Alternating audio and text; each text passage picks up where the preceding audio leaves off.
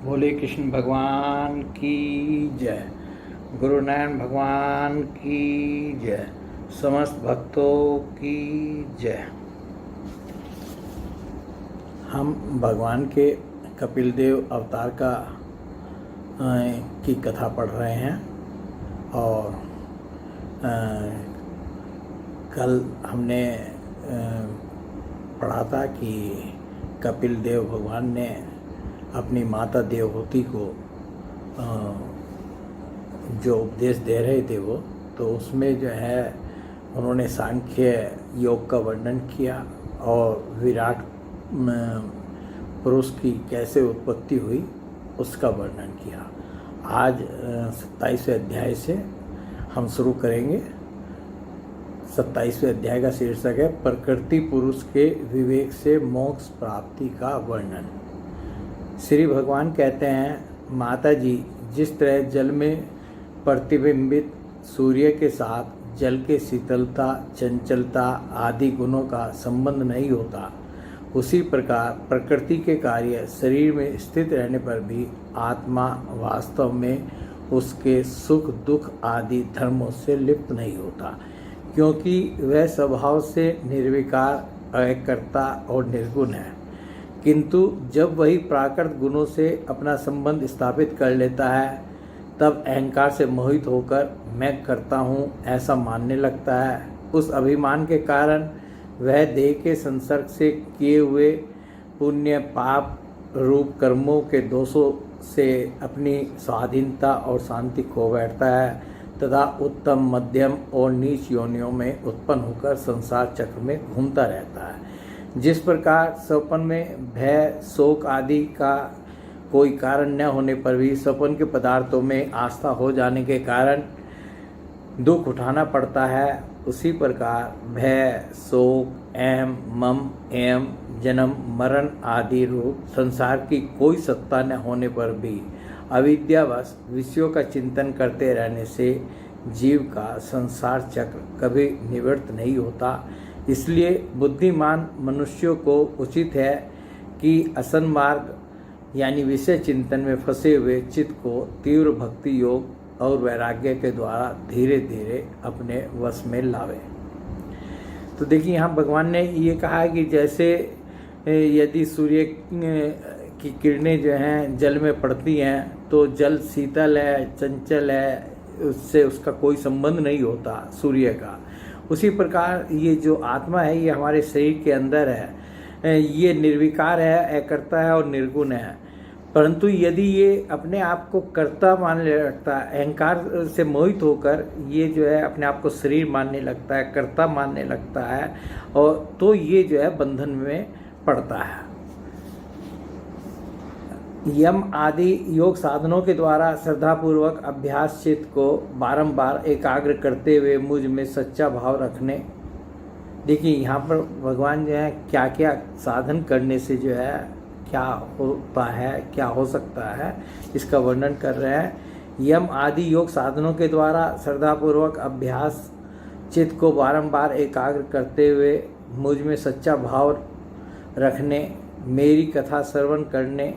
समस्त प्राणियों में संभाव रखने, किसी से बैर न करने, आसक्ति के त्याग, ब्रह्मचर्य, मौन, व्रत और बलिष्ठ यानी भगवान को समर्पित किए हुए सर्वधर्म से जिसे ऐसी स्थिति प्राप्त हो गई है कि प्रारब्ध के अनुसार जो कुछ मिल जाता है उसी में संतुष्ट रहता है, परिमित भोजन करता है, सदा एकांत में रहता है, शांत स्वभाव है, सबका मित्र है, दयालु और धैर्यवान है, प्रकृति और पुरुष के वास्तविक स्वरूप के अनुभव से प्राप्त हुए तत्व ज्ञान के कारण स्त्री, पुत्र आदि संबंधियों के सहित इस देह में मैं मेरेपन का मिथ्या अभिविन्यास नहीं करता कि अपने शरीर को वो समझे कि मैं जो हूँ शरीर हूँ और ये पुत्र और जो दूसरी वो हैं ये सब जो है मेरे अपने हैं, इस तरह का वो नहीं रखता। बुद्धि की जागृत आदि अवस्थाओं से भी अलग हो गया है तथा परमात्मा के सिवा और कोई वस्तु नहीं देखता। वह आत्मदर्शी मुनि नेत्रों से सूर्य को देखने की भांति अपने शुद्ध अंतःकरण द्वारा परमात्मा का साक्षात्कार कर उस अद्वितीय ब्रह्म पद को प्राप्त हो जाता है, जो देह आदि संपूर्ण उपाधियों से पृथक अहंकार आदि मिथ्या वस्तुओं में सत्य रूप से भासने वाला जगत कारण भूता प्रकृति का अधिष्ठान महद आदि कार्यवर्ग का प्रकाशक और कार्य कारण रूप संपूर्ण पदार्थों में व्याप्त है। जिस प्रकार जल में पड़ा हुआ सूर्य का प्रतिबिंब दीवार पर पड़े हुए अपने आभास के संबंध से देखा जाता है और जल में दिखने वाले प्रतिबिंब से आकाश स्थित सूर्य का ज्ञान होता है, उसी प्रकार वैकारिक आदि भेद से तीन प्रकार का अहंकार देह इंद्रिय और मन में स्थित अपने प्रतिबिंबों से लक्षित होता है और फिर सत परमात्मा के प्रतिबिंब युक्त उस अहंकार के द्वारा सत्य ज्ञान स्वरूप परमात्मा का दर्शन होता है, जो सुसुप्ति के समय निद्रा से शब्दादि भूत सूक्ष्म इंद्रिय और मन बुद्धि आदि के अव्याकृत में लीन हो जाने पर स्वयं जागता रहता है और सर्वथा अहंकार शून्य है। जागृत अवस्था में यह आत्मा भूत सूक्ष्म आदि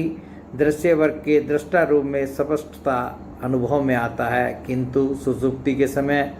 अपने उपाधिभूत अहंकार का नाश होने से वह भ्रमवश अपने को ही नष्ट हुआ मान लेता है। और जिस प्रकार धन का नाश हो जाने पर मनुष्य अपने को भी नष्ट हुआ मानकर अत्यंत व्याकुल हो जाता है, उसी प्रकार वह भी अत्यंत विवश होकर नष्टवत हो जाता है। माता जी, इन सब बातों का मनन करके विवेकी पुरुष अपने आत्मा का अनुभव कर लेता है, जो अहंकार के सहित संपूर्ण तत्वों का अधिष्ठान और प्रकाशक है। देवहूति ने पूछा, प्रभो,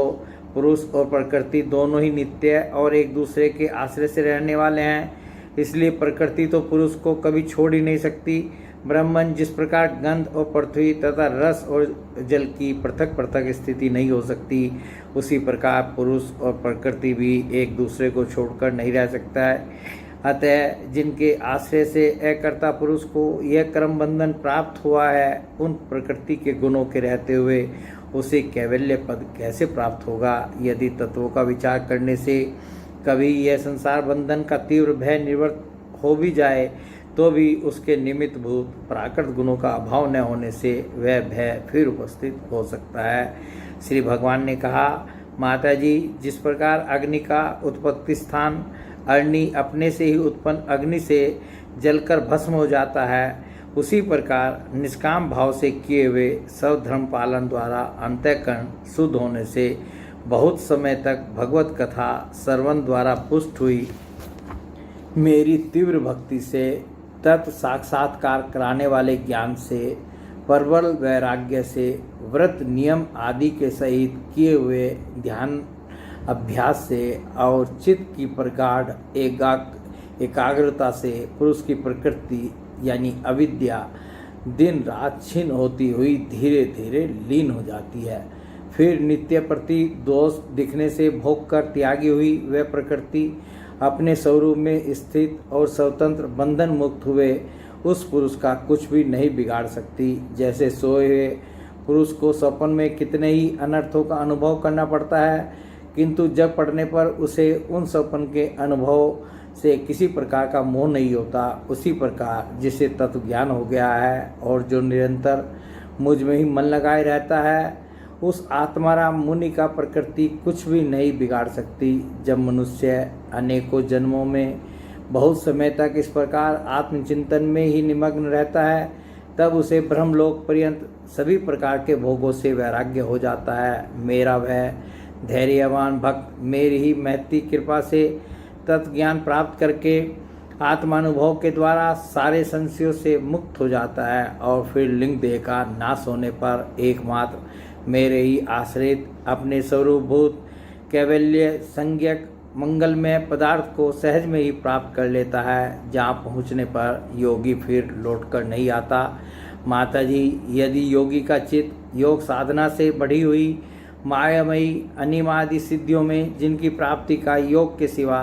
दूसरा कोई साधन नहीं है, नहीं फंसता, तो उसे मेरा वह अविनाशी परम पद प्राप्त होता है, जहाँ मृत्यु की कुछ भी दाल नहीं गलती। बोले भगवान श्री कृष्ण महाराज की जय, गुरु नारायण भगवान की जय, समस्त भक्तों की जय। आज हम एक एक ही अध्याय का छोटे छोटे वीडियो बनाएंगे।